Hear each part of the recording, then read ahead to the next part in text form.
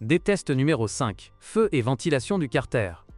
Commençons par les plus petits défauts, qui ne semblent pas trop critiques, mais que l'on retrouve assez souvent dans les critiques. Et le premier de ces défauts est un mauvais phare. Traditionnellement, les Américains ne s'en sortent pas très bien, et Hummer ne fait pas exception. Il ne sert probablement à rien de citer de nombreuses citations identiques. Le sens est déjà clair, donc juste quelques exemples. Lumière tamisée. Elle peut être traitée en installant des lampes puissantes, ou au xénon. Très mauvaise lumière native, ni lointaine ni proche. Sur les Américains, cela est également fait de telle sorte que les PTF soient désactivés à distance. Rien n'est visible, le plus PTF proche est quelque chose de plus ou de moins. Installer supplémentaire feu de route.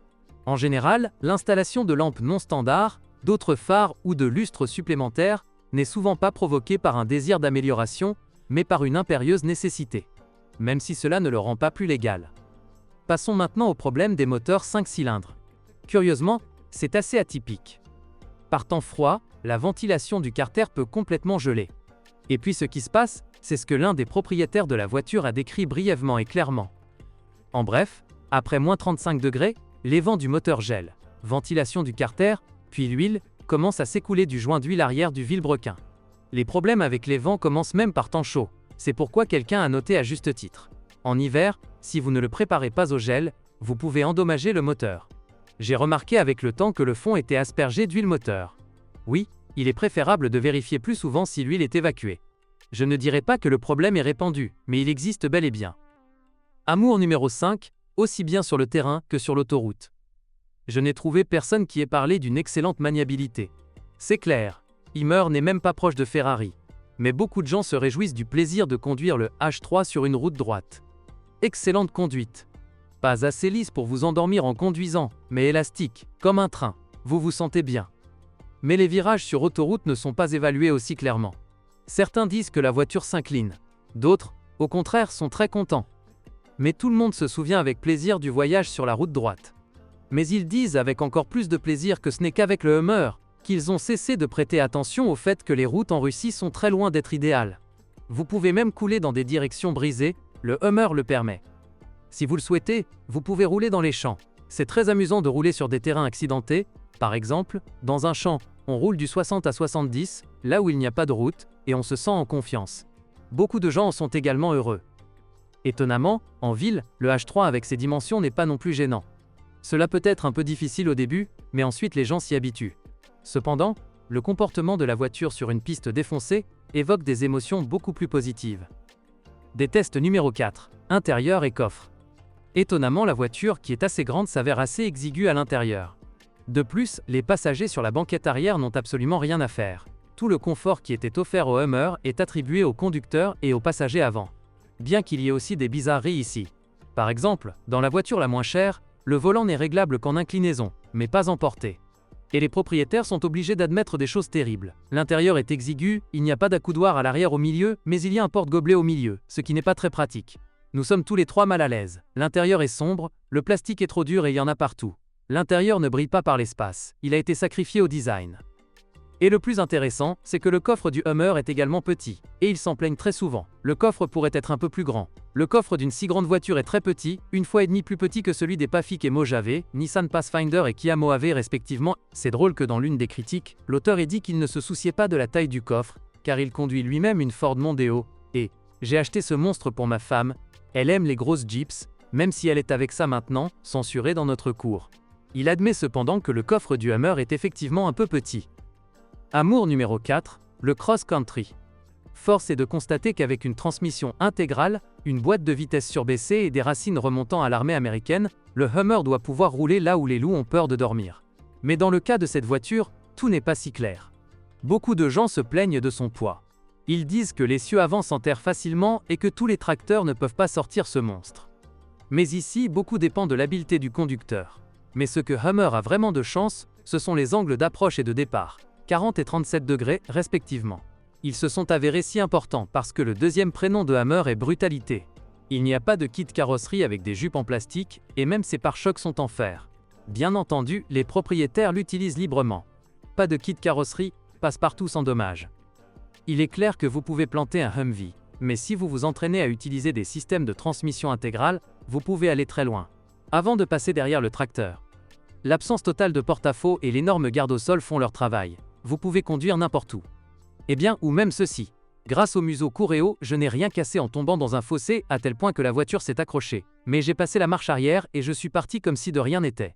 En un mot, il n'y a rien à ajouter ici. Il va là où Tao ne s'y risquera pas à cause des porte-à-faux. Des tests numéro 3. La consommation d'essence. Des lamentations selon lesquelles si seulement ce Hummer avait un moteur diesel, même de 3 litres, reviennent souvent sur Internet. Eh bien, on peut être d'accord. Même avec 300 chevaux sous le capot, la dynamique de la voiture ne brille pas, et elle consomme des litres d'essence. Plus précisément, des dizaines de litres. La consommation est de 20 litres, pas moins. Cet été, il y avait une chaleur anormale, la température moyenne était de plus 35-40. Dans une telle chaleur, il est impossible de conduire sans climatiseur, donc la consommation il faisait environ 30 litres. J'en ai versé 50 litres, et ce n'était pas suffisant pour 2 journées complètes. Certains donnent des chiffres plus modestes. Ville, environ 20 litres. La piste a une vitesse de 100 à 120 et d'environ 14 à 15. Même si, pour être honnête, c'est aussi beaucoup. Très probablement, la consommation de ces moteurs à essence atmosphérique dépend beaucoup du style de conduite. Certains prétendent fièrement que leur consommation atteint 1 litre par kilomètre. Mais il s'agit bien entendu d'une hyperbole à laquelle seuls les propriétaires de Hummer et les pêcheurs peuvent atteindre. Mais dans tous les cas, au moins 3,5 litres de volume moteur couplé à une transmission automatique à 4 vitesses ne peuvent pas rendre le H3 économique. Et le gémissement de désespoir « J'aime vraiment tout, sauf la dépense » peut être considéré comme tout à fait juste. Amour numéro 3. Le charisme. Je ne sais même pas si des commentaires sont nécessaires ici. À mon avis, Hummer a été acheté uniquement en raison de son apparence. Même maintenant, il est capable d'attirer les regards, mais il y a 10 ans, il le faisait facilement et naturellement. Contentons-nous de quelques citations. Charisme. Il ne s'agit pas seulement d'une apparence inhabituelle.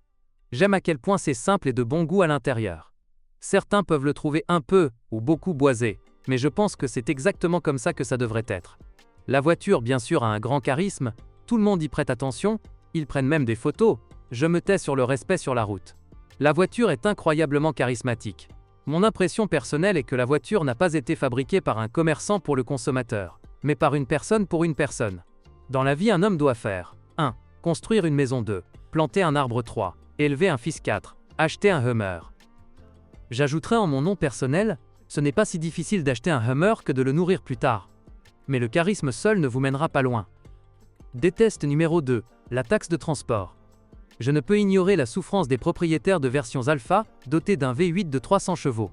Ils ne se plaignent pas de la fiabilité de ce moteur, mais de la taxe. Ils disent ceci. La taxe, bien sûr, est dégoûtante. Je peux comprendre. À Moscou, vous devrez payer près de 50 000 $. Mais je voudrais ici attirer l'attention sur 2 détails. Premièrement, les H3 équipés de tels moteurs sont rares. Ils sont beaucoup plus nombreux, avec des moteurs de 3,5 et 3,7 litres. Et deuxièmement, je ne comprends pas les gens qui sont prêts à faire le plein chaque semaine, ce qui représente près de 5 000 roubles, mais se plaignent de la taxe de transport dans 10 de ces stations-service. De manière générale, on ne peut qu'être d'accord avec les propos du commentateur suivant. Le seul inconvénient est la taxe de transport élevée. Mais c'est un inconvénient qui n'a rien à voir avec la voiture, mais plutôt avec les politiciens qui ont imposé des taxes aussi exorbitantes. Amour numéro 2. La possibilité de tuning. Même les propriétaires de Hummer admettent que ces voitures sont loin d'être parfaites. On pourrait s'affliger, mais on n'a pas le temps. Il existe un grand nombre de pièces de tuning en vente, qui ne demandent qu'à être ajoutées à la voiture. Tout peut être converti en H3. Ceux qui voulaient montrer cette voiture, ont mis le maximum de pièces chromées et un lustre sur le toit. Ceux pour qui il est important de réaliser leur potentiel tout-terrain, se limitent souvent à des rouleaux de taille énorme. Presque tout le monde change les optiques frontales qui étaient aveugles depuis la naissance. Eh bien, les esthètes creusent plus profondément. Ils sont hantés par l'intérieur spartiate et bon marché. Ici, il faut au moins tout transformer en cuir. En général, créer, je ne veux pas. Et beaucoup en sont très heureux. Un vaste choix de toutes sortes de cloches et de sifflets, d'accessoires si vous le souhaitez, vous pouvez créer une voiture complètement unique. La mode du réglage des Hummers s'est transformée en tout un culte consistant à convertir les hamsters en voitures très étranges, dont certaines ont l'air vraiment décentes. C'est juste que parfois c'est dommage. Il est très difficile de récupérer les fonds investis dans le tuning lors de la vente de la voiture. Un Hummer n'est déjà pas la voiture la plus liquide, donc tout le monde n'est pas en mesure de la vendre de manière rentable. Et encore plus avec le tuning. Des tests numéro 1. Pare-brise et visibilité. La nature brique et mortier du Hummer a eu 2 conséquences. Un pare-brise plat et presque vertical, et une très petite surface vitrée. On dit qu'on s'habitue vite à la seconde. La visibilité est faible, au début on s'assoit comme dans un tank. Bien que des expressions concernant très mauvaise critique apparaissent régulièrement dans les critiques. Mais le pare-brise pose un vrai problème. Habituellement, tout commence simplement. J'ai attrapé une pierre dans le pare-brise, il y avait une marque dans le coin inférieur gauche. Le pare-brise a commencé à se fissurer davantage. Pour remplacement, un caillou et il était bréché. Et puis, une fissure. Réparer des éclats devient vite ennuyeux, car cela ne sert à rien, et il y a d'innombrables cailloux sur les routes. Et les propriétaires finissent par conclure que le pare-brise est inconsommable. Ou encore, le pare-brise est inconsommable si vous roulez sur des routes non goudronnées. Le plus triste, c'est qu'avant, on pouvait facilement acheter, sinon original, mais du verre américain pour 6 000. Désormais, vous ne pouvez plus acheter l'original, et les analogues viennent principalement de Chine. Oui, le moins cher peut être acheté pour 3 000, mais au moins un verre chinois athermique plus ou moins décent coûtera environ 10 000. Et personne ne sait à quel point ce sera ondulé. De nombreux propriétaires de Hummer envoient des rayons de haine vers leur pare-brise. Et donc on ne voit rien depuis la voiture, et puis il y a constamment des éclats et des fissures, douleur. Amour numéro 1, la simplicité. Ici on pourrait écrire fiabilité. Mais non, la fiabilité et la simplicité sont des choses légèrement différentes. La fiabilité suppose l'absence de panne, mais elles surviennent toujours avec le H3. Il faut régler les barres de torsion de la suspension avant. Les joints moteurs fuient, il faut reconstruire le train avant. La transmission automatique n'est pas toujours capable de rouler longtemps, même si cela dépend de votre chance. Il faut parfois composer avec en cas de problèmes électriques. Parfois le visco-coupleur du radiateur tombe en panne, et les radiateurs eux-mêmes fuient périodiquement. Il faut les remplacer traverse de cardan. Tout peut arriver. L'essentiel ici est différent. La plupart de ces pannes sont mineures, et elles sont causées par le désir de conduire baskets jusqu'au sol, sur des routes où d'autres ne peuvent que ramper tranquillement. Et très rarement, il est nécessaire de réparer de toute urgence quelque chose. Dans la plupart des cas, des montants mineurs sont corrigés lors de la maintenance. Et les propriétaires déclarent fièrement, pendant toute la période de possession, aucun problème important n'est survenu. Il y a eu des pannes mineures, mais cela ne sert à rien de les énumérer, car aucune n'était grave. Ou comme ceci, j'ai fait l'entretien après 10 000 km, en éliminant tous les défauts mineurs. On n'a même pas pensé à une panne soudaine de la voiture. Fiable comme un Hummer. Il est important que, malgré son apparence inhabituelle, le H3 ne soit pas trop compliqué techniquement. De nombreux propriétaires préfèrent entretenir la voiture eux-mêmes. Et certains parviennent même à vidanger l'huile non pas sur un ascenseur ou une fosse, mais simplement en grimpant sous la voiture, la garde au sol aide, tandis que d'autres se réjouissent. En raison de la simplicité de la conception, tout mécanicien automobile doté de tête et de conscience peut entretenir le Hummer. Et Hummer pardonne souvent cette attitude pas du tout premium envers son matériel. Beaucoup considèrent même sa capacité à digérer l'essence à indice d'octane 92 comme un plus. Par exemple, le hamster ne se soucie pas tellement de rien que vous pouvez le remplir n'importe où, le servir n'importe où, puis aller là où vont vos yeux. Et les premiers propriétaires en sont souvent sûrs. L'une des voitures les plus fiables que j'ai jamais possédées, voiture fiable. L'histoire reste timidement silencieuse sur les souffrances que subissent les propriétaires ultérieurs après un tel traitement. Mais si vous décidez subitement de vous acheter un H3, mieux vaut le vérifier complètement. Et si son propriétaire faisait partie de ceux qui croient que le Hummer peut tout gérer? Bonjour les amis. Vous cherchez une voiture d'occasion? Vous devez prêter attention au site web carm.pro. Carm.pro est grand catalogue de voitures, moteurs, boîtes de vitesse. Et le meilleur, c'est que vous pouvez trouver des informations sur les pannes de n'importe quelle pièce. Complètement gratuit. Allez sur le site web carm.pro et découvrez tous les éventuels points faibles des voitures d'occasion.